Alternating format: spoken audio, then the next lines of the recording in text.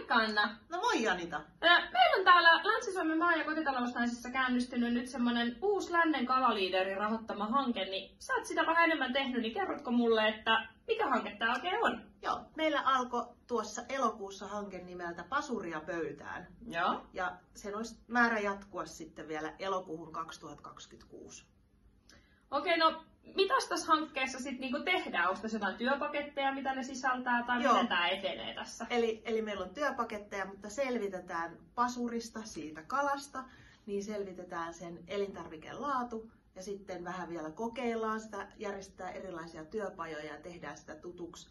Viestitään varmaan myöskin vähän siinä matkan varrella ja sitten nidotaan lopuksi vielä raporttiin. Niin sitten meillä on selvää mitä pasuri on tässä Länsi-Suomessa. No, jos joku ei nyt tiedä, että mikä se pasuri on, se on siis kala, mutta miten me päätettiin, tai miten tätä on niin päätetty lähteä etsiä ja tutkia tätä hommaa? Joo, eli pasuri on sellainen kalastajien vähän sellainen niin kuin sivusaaliskala, ja sitä tulee tuossa Porin edustalla hyvin paljon. Ja ihan hyvä kala, mutta ei ole oikein käyttöä, niin sitä selvitellään. Ja viihtyy siellä pohjassa ja on sellainen niin kuin, vähempiarvoinen kala, joo. Joo. No mikäs tässä on nyt sitten seuraava toimenpide, mitä tulee tapahtua tällä hankkeella? Joo, meillä on 4 erilaista toimenpidettä. Joo. Ja ensimmäinen oikeastaan käynnistynyt ja siinä selvitettiin se pasurikalan se laboratoriolaatu, eli vähän sitä, että onko siinä miten paljon raskasmetalleja, ja nyt jo näyttää ne tulokset siltä, että ihan ok, ja oletusarvollisesti ajateltiin, että ne paikat, mistä tämä näyteerä on saatu, niin siinä saattaisi olla jotain jäämiä, mutta ei siinä kalassa ole, että se oli ihan hyvä laatusta.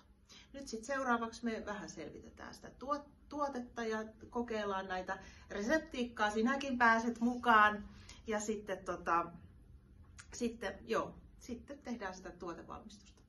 Joo. Ja oliko nyt niin, että helmikuun alussa on sitten tämmöinen ensimmäinen testipaja tulossa?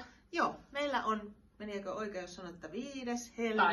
helmikuuta, niin ainakin me asiantuntijat otetaan pasuri käteemme ja ruvetaan hommiin. Hän on hyvin piikikäs ja